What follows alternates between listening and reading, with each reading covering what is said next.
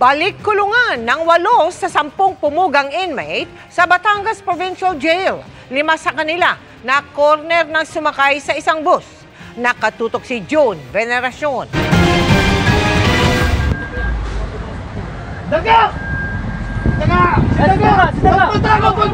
Walang puputok ha! Walang puputok! Sakay ng nakahintong bus na ito sa Star Tollway sa bahagi ng Santo Tomas, Batangas. Ang 5 takas na inmate o persons deprived of liberty mula sa Batangas Provincial Jail nang ma-corner sila ng pulisya. Pero may baril dyan! Pero may baril! Hepe ako ng Santo Tomas! Sige kami makikipag-negotiate sa inyo.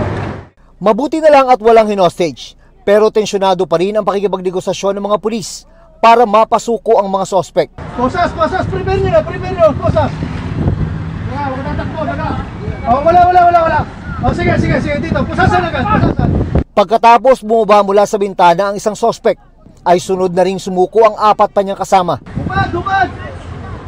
Oh, kosas! Dapat! Na-recover sa mga sospek ang isang baril, patalim at cash.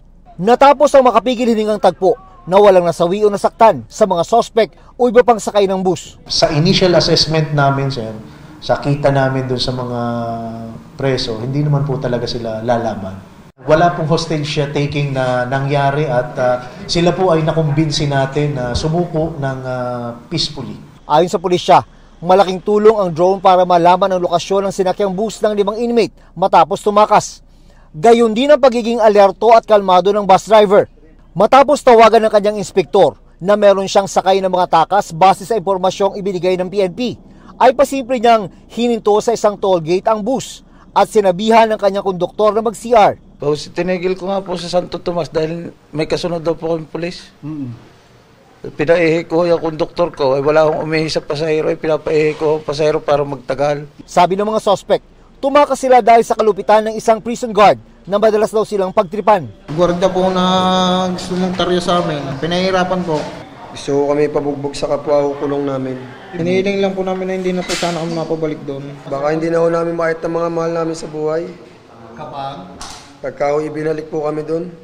Ano man ang dahilan ng mga inmates sa pagtakas mula dito sa Batangas Provincial Jail, maharap pa rin daw sila sa mga panibagong kaso, sabi ng PNP.